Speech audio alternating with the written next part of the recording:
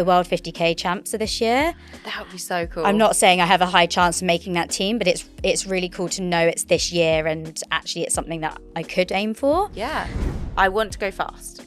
That's my big goal for 2025. Is this okay? Is this okay? And I was like, I think I'm okay. But like, I knew my knees had hit the ground really hard. We walked to the end and I was like, I am struggling to walk. Like, it was so sore. I was so distracted and so annoyed at myself. I was like, oh my God, I'm fully injured. I've like damaged my knees. Tell you it's the sun. Yeah. And it just would be so friendly if we had some sunlight. Maybe that's it. We're like plants in hibernation. Welcome back to 5 Miles Easy. This is a very exciting episode all round because it is our first of the new season, first of 2025, and most exciting of all, we're in Cape Town. We are, and I think we have to apologise to our UK listeners because I'm sure a lot of you will be sitting at home in the slightly gloomy weather, and we don't want to be those smug people, but we are. I feel a bit smug. Yeah. Steph and I both escaped the British winter just after Christmas for some sunny training, and it has been fantastic, I have to say. I'm fully settled and don't want to go home. Yeah, to be quite frank. I'm very obsessed about going home. I've only got a few more days here, but it has been absolutely perfect. Couldn't have been better. It just makes such a difference, doesn't it? Like waking up to the sunshine, it makes me realise I get this every winter. Like I get to the end of winter or go away or whatever, and I'm in the sunshine and it's like, oh, I wasn't actually depressed. I was just cold. Yeah. And well, it's so normal. Yeah, it is so normal. And I think, hideous. I made the decision 3 years ago that when we were in Mercia, right, never doing a January in London again. And I've stuck to it. And then, 3rd year in Cape Town. And it's just has to be a tradition. Unless we move here and then we don't even need to make that decision anymore. I mean, that would be fantastic. But I'm sorry to all of our UK listeners who are stuck at home. We will try and bring you lots of motivation and inspiration to get out despite the weather, and we'll try not to be too smug. But shall we talk a little bit about what we've been up to? Yes. And how training is going and what we are aiming for in 2025, as it's our first episode of the new year. Yeah, let's maybe start with 2025 goals, because 2024 was a big year, but also a roller coaster year. So it'd be interesting to see, what both of us have got planned for this year. Yes. Do you want to kick off? I will kick off. So this year, my main goal is 2 Oceans, which is in April in Cape Town. Listeners will maybe know, if they've been listening for a while, that I did it for the first time last April. Absolutely loved it. It was my first ultra. Had to do it again. So that's in April. That it's 56k or 35 miles. So it's a long way for me, maybe not for big ultra runners. And I'm just so excited. I think being back here as well, it just makes you so excited for those sort of races because it's such a big thing here. So I'll be flying home in a week's time, but then I'll be back a couple months later. So I can't wait for that. And then, do you know what? I haven't really planned beyond that this year because I'm very much like, I want to see how that goes and then work out what would be next for the rest of the year. There are some opportunities. The World 50k champs of this year.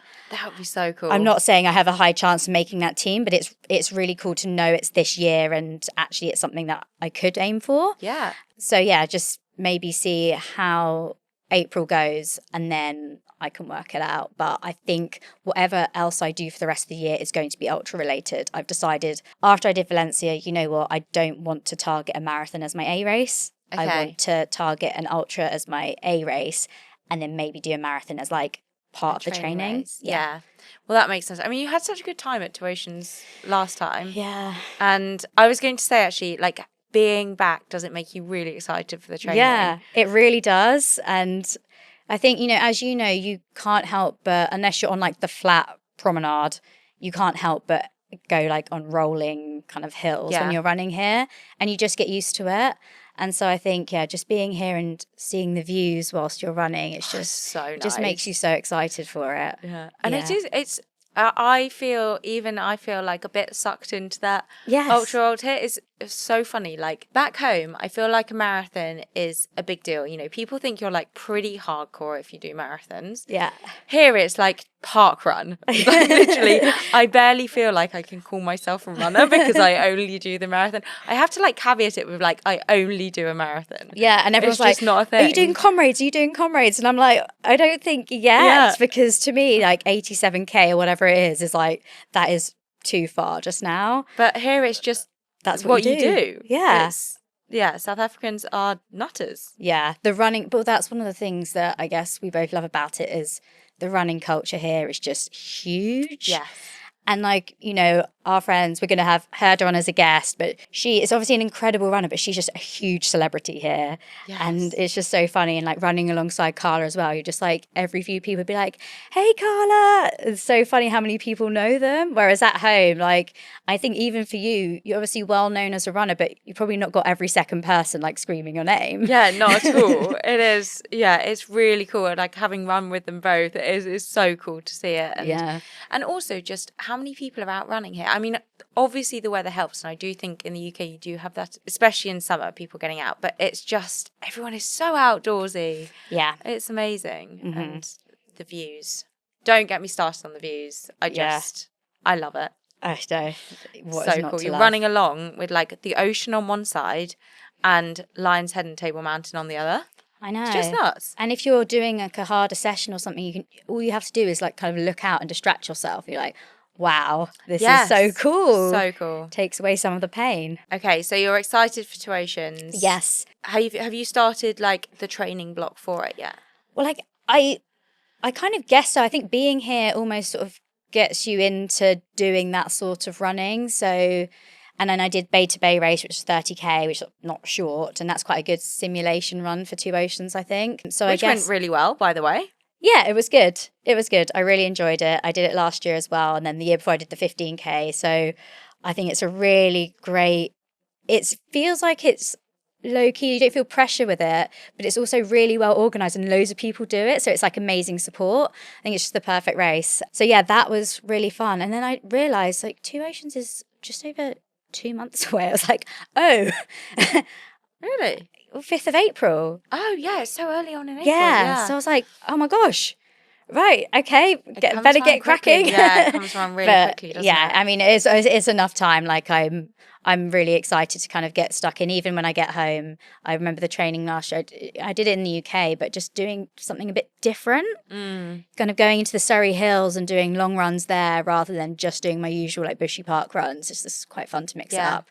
Nice. So yeah, I am excited for that. Okay, what about you? What are your 2025 goals? I feel like I've got so many goals. Like Yeah. I like wrote the. I mean, I'm not actually a big person for like New Year's resolutions, but it's just quite a nice time of year to kind of think about the goals for the years. And yeah, I have so many, which is exciting. Well, let's get through them. But in terms of races, let's start there. So obviously London Marathon.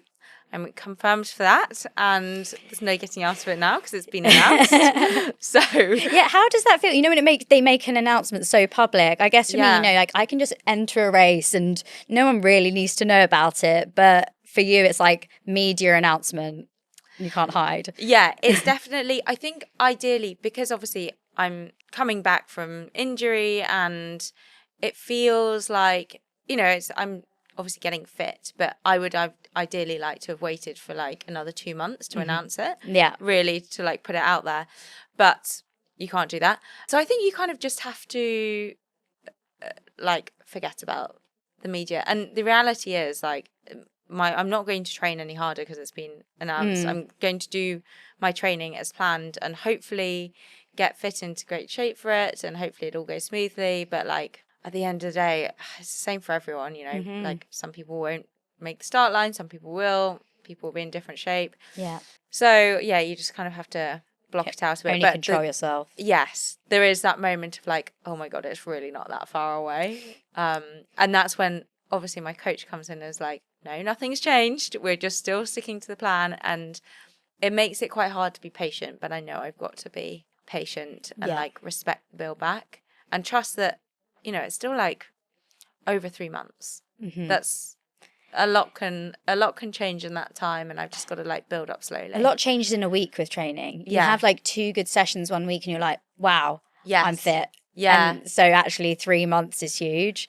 It is. And I think it's as well like reminding myself that actually I don't want to be in peak fitness right now. No. Because there's that feeling of like when it's announced, it's like, oh my God, I'm not ready right now. Like I'm not super fit. Mm-hmm. But yeah, I think I would be in trouble if I was really fit right now. Yeah. And then had to maintain it for 3 months. Yeah. So, but I'm excited about it. I'm really excited about being back on the start line, and hopefully it'll be a comeback. Yeah, Fingers definitely. crossed. So that's spring. And then I'd like to do, like, I want to go fast.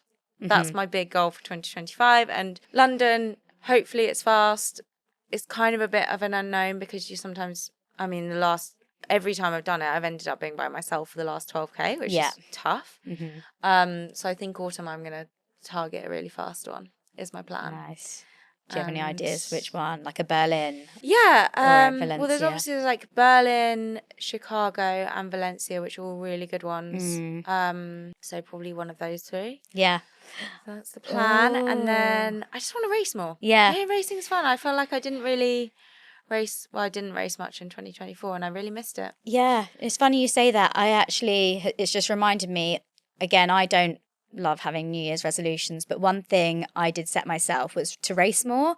And I thought an easy way of doing that is try and do a race at least once a month. Even if it's not like, you don't taper for it or anything, it's just sort of part of your training, but just getting used to being on a start line. Because I feel like a few years ago, it was just so normal for me to be like, oh yeah, I'm racing this weekend. I'm racing this, like that was just normal. Whereas now it's more of a big deal. Yeah. So, I mean, I've stuck to that in January. I've raced twice. Amazing. So I need to find something for Feb and March. Yeah. Yeah. Yeah, I kind of have the same thing. I'm going to try and I probably won't do January, but find something for February. If I can find something here in South Africa, that'd be really cool. Yeah. Again, just like low key and do it as a training race. Exactly. And then I want to try and race every month except for the month after a marathon. I can then have a little downtime. Yeah. Yeah, that makes sense. So yeah, those are the, I mean, I feel like I've got so many others and I can't remember any of them. So that's a good start, isn't it? Those are good ones to start with though, I think. Okay, so shall we get on to some runners, fails, highs and learnings? Yeah, let's do it. I feel like when I was trying to think of those for this episode, it was very easy for all of them to come to me. I don't know. I don't know if it's just been quite a dramatic few weeks in a good way, or that it's just here, it's easy to think of them. I don't know. But I mean, the highs for sure. Yeah. The fails. The fails, I guess they could have been avoided, but they happen. Yeah. Okay, should we kick off there? The fails. The fail. Okay, I've actually, mine isn't technically running related, but it's training related. Training related. I was still doing like a fair amount of cross training to complement my miles as I build up. And I decided, this was when we first got to South Africa, to embrace, along with ultra running, mountain biking is really big here. Like everyone does mountain biking. Yeah. Now, I have never done mountain biking, but I thought, how hard can it be? Yeah. So got myself a mountain bike and went off round Youngershoek National Park, which is incredible, really beautiful. Yes. And there's this 10K loop, which is like, so it's a really well-known place for mountain biking and all the trails are obviously graded. Mine wasn't even on the beginner's trail. It was like not a proper mountain bike trail. I was like, yeah, I'll be all right with this. Quite hard. Oh. Actually quite hard. I think what was hard? Well, I was just kept kind of hitting rocks and wobbling. Yeah. And you were clipped in. I was clipped in. Yeah, that's really quite scary. That. Yeah. I did regret that decision because I was quite wobbly. Yeah. And I tried to go off one trail that was like the Blue Run, and I got about 20 meters up it and was like, no, can't do this, turn around, and came down and stuck to my 10K loop. Anyway, I survived and I was really proud of myself. I did like 50K around this trail. Oh, wow. Yeah, survived, didn't fall off. And then I literally got to the park exit and there's kind of a small gate that you go in and out of and people were coming. So I stopped and I kind of went to lean on the sign so I didn't unclip. but I just like leant the wrong way and fell off my bike. Oh my gosh. It happens so slowly as well. You just know you're going. It was so embarrassing, and there were so many people around because like so many people were waiting to come in, and they just saw me like my hand went one way and my body went the other, and I was like, what was I thinking? So funny. yeah, I cut my knee. Did it hurt? It actually did a bit, yeah. It's quite gravelly. Yeah. Land on the rocks. But thankfully, no major damage done. Good. But I think my mountain biking career is not going to take off anytime soon. If you were going to try it anywhere, though, that's a perfect place. I think if anyone is in Cape Town or going to Stellenbosch, go to Yonkers Hook for running on those trails. So or nice. Mountain biking. It is so nice. It's one of those things that like I wish I could be good at it because it looks so fun. Yeah, I was just thinking, I don't know how you could be terrified. clipped in on like those technical uphills because I'd come to a complete stop and then just fall. Yes, so that was my issue. Like the downhills are okay, but the uphills, you really have to keep momentum. Yeah. Otherwise, your wheels skid and I struggled. So, what was your runner's fail? Well, I guess similarly, I've had a couple falls, but we'll talk about the more dramatic one. But both of them have happened where I've been running on the trails and they've been quite technical trails where it's quite rocky. You're watching your footing a lot and you're concentrating loads. And I've not fallen when it's in those bits. I've survived the rocks, like got through that. And it's almost like when you get onto an easier part of the trail, your brain switches off because you're like, okay, I've done the hard bit. I can just run normally. And then that's when you just catch a toe on like the smallest thing and just go flying. So it happened once and it was like no problem, didn't hurt. The second time I fell was on the Lion's Head Loop, which is a great trail to walk or run around. I was about 600 meters from the end. So like thinking, okay, back now, like brain switched off, like I finished the run. And then, I never know how it happens. You're just suddenly on the ground. Yeah. But I, must have tripped on like a little stone or something when flying, but kind of, there was like not a boulder, but like a big rock next to me. And I automatically like grabbed it as I was going down, like kind of hugged it with one arm to stop me like flying, but it didn't stop me falling. So then my knees kind of just went straight into the ground. And it took me a while, when you have to like assess each limb when you're like still on the ground. I was like, right, is this okay? Is this okay? And I was like, I think I'm okay. But like I knew my knees had hit the ground really hard and they weren't bleeding or anything, because I hadn't skidded. They just sort of gone straight in. And so I was with Matt, we walked to the end and I was like, I'm struggling to walk. Like it was so sore. And then we were going straight for dinner. And so for the rest, I was so distracted and so annoyed at myself. I was like, oh my God, I'm fully injured. I've like damaged my knees. I'm not going to be able to run for the rest of the trip here. And then I was going to this was on a Thursday and then the race was on the Sunday. So I was like, right, the race is out the window. No way can I do that. Couldn't bend my knees. But luckily, took anti-inflammatories, iced my knees that evening, and then woke up in the morning and I could bend them, I could put weight through it. So I was like, okay, I think we could be okay. I did a little test run later on. It started questionably, but it loosened up. And I was like, okay, I don't think I've actually done real damage here. I think it's just like a lot of swelling on the surface. So I was like, okay, even if I can't race, at least I can run. I know like in a few days I'll be fine. And then I made a decision on Saturday. I was like, you know what? It's not bad enough not to race. Like it's getting better and better. Like it was all good. But yeah, it was just, I feel like the trails are so beautiful and really fun, but they're just risky. Like it just comes with like, you probably will fall at some point. And so yeah, that was a fail, but luckily it was fine. And Beta Bay was good, right? So Beta Bay was fine, yeah. Yeah, I might have been like slightly restricted just in like your knee drive because the bending was a bit stiff, but it wasn't like painful, if you know what I mean. It does make you think, right, whenever I fall over it, like it's such a shock and it hurts. You think, like when I was a kid, I used to fall over literally every day. Yeah. How did I just get up and I crack know. on? I guess you're a lot smaller and lighter as well, and like probably wasn't running as fast. But yeah, I know. I don't know. I feel like I a bit used more to fall off durable. my bike and my scooter, literally. Yeah, no, you're right. Every day. Yeah, I don't know. It seems a lot easier then. It doesn't feel natural as an adult to fall. It's like, what am I doing on the ground? And it's always like when you're with someone, it's just like slightly embarrassing. Like when they're like, are you okay? Are you okay? And I'm like, I'm one of those people that just always wants to be okay. So I'm just like, yep, fine. Like pull myself together. Like nothing wrong with me. But yeah, it was okay.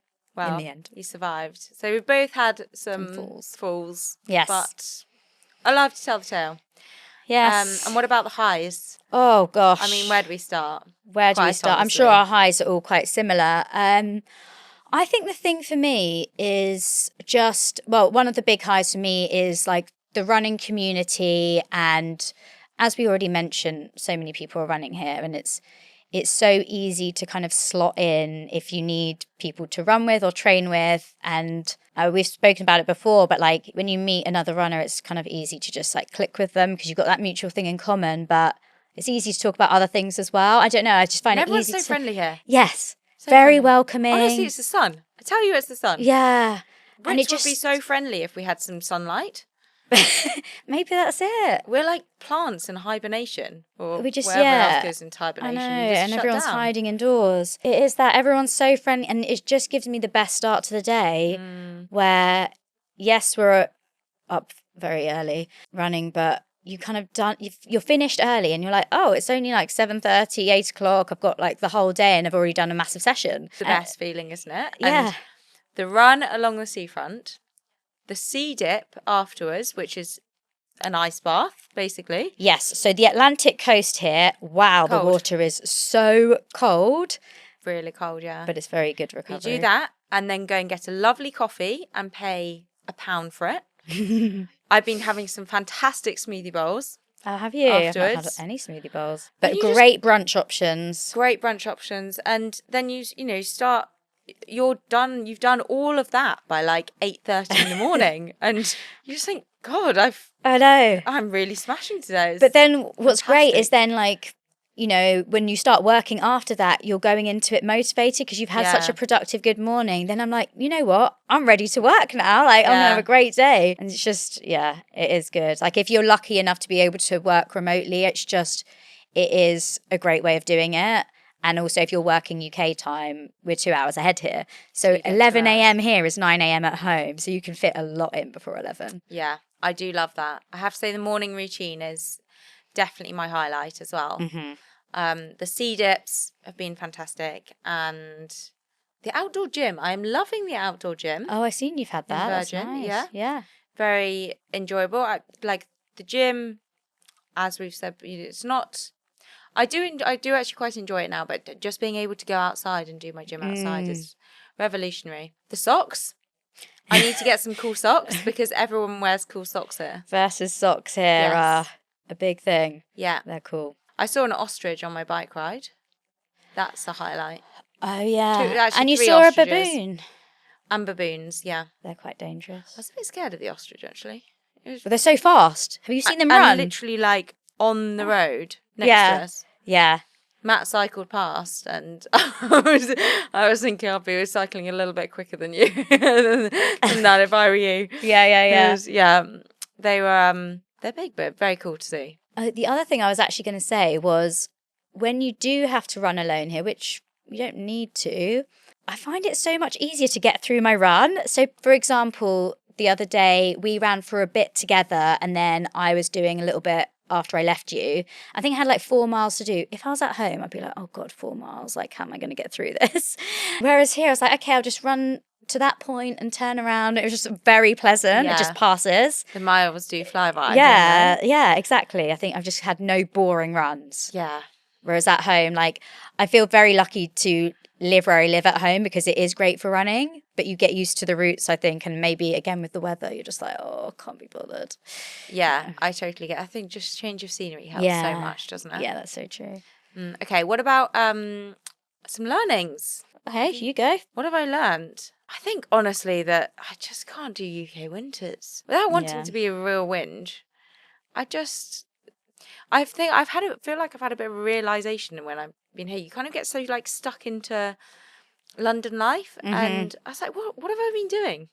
Yeah, and I'm super lucky with my job that like part of my job is actually to go away and train in the best environments that I can find to train in, and that it does actually mean escaping winter, thankfully. Yeah. And I just I don't know, I feel like I've been you just get so like stuck into London life. I'm like, no, I need to get out of that and go and see cool places. Yeah. And just be a bit more adventurous. I Yeah. think that's actually another goal of 2025. Just travel more.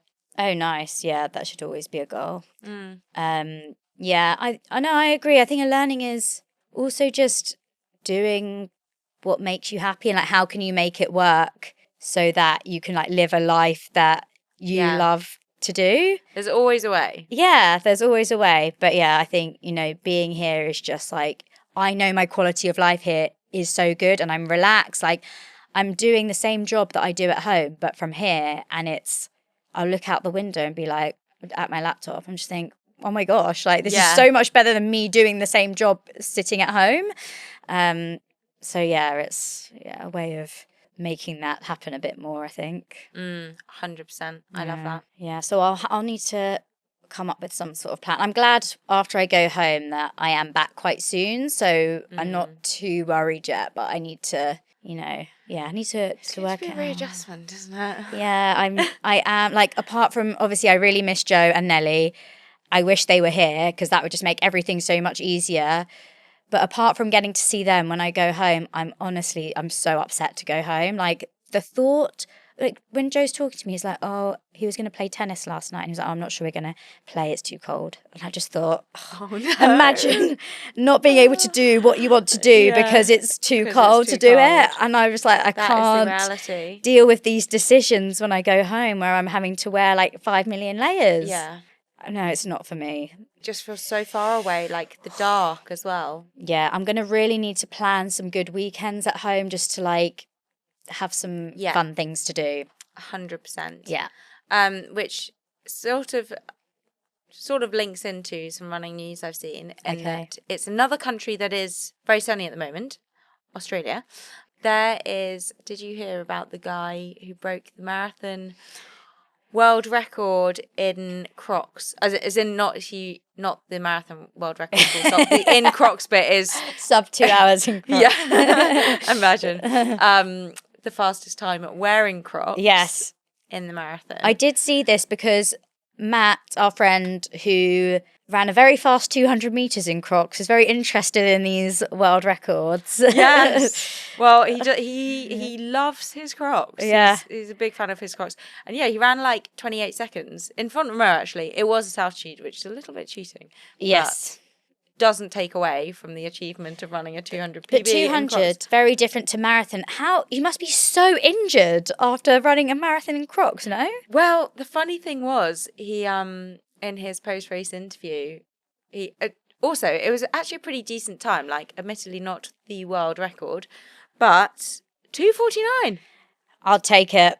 That's good. Really, really good. Really impressive. Yeah. And afterwards he was like, yeah, I probably wouldn't do another marathon, but they're really lightweight. I think a 5K would be great. Oh my gosh. I'm just working out I think it's 2:49 must be like 6:20 something for the marathon per mile. Yeah. That's like, it's fast. In Crocs. He must have had the backs up, right? They call it sport mode. Sport mode, yeah. Yeah, they were in sport mode. Okay. Was he wearing socks?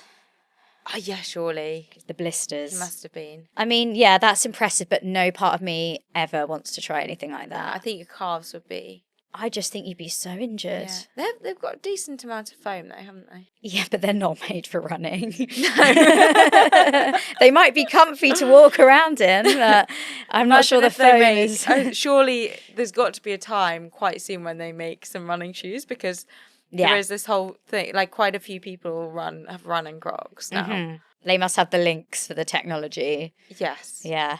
No, that's a very good piece of running news. I like that. Something I won't be trying, to be honest. No. But no, nor well me. done. And I guess in 5 miles easy news, we've got some really exciting episodes coming up. We do. I'm really excited for this year. It's going to be cool. Yes. Some big plans and a few more episodes in Cape Town. Yes. Next up, we have an absolute legend in Cape Town, as we've discovered by running with her, because she is literally a celebrity. Yeah. Claire Disdain, who has won Comrade 3 times, mm-hmm. and has the records for the up and down years, which is nuts. Mm-hmm. And a very good marathon runner, like just incredible runner. 2:24 marathon runner, so Olympian 2 times. we could go on. Yeah. So yeah, that's our next one, and then some other really. I'm not going to spoil it. Yeah, Other exciting yeah, no, episodes I'm coming up. excited too. But yeah, I'm very Really lucky good, to yeah. find a studio here as well to continue recording. Another reason to stay in Cape Town. Yes, absolutely. Right. So I think that's a wrap on our first episode of 2025. Thanks for joining us. 5 Miles Easy. See you next time.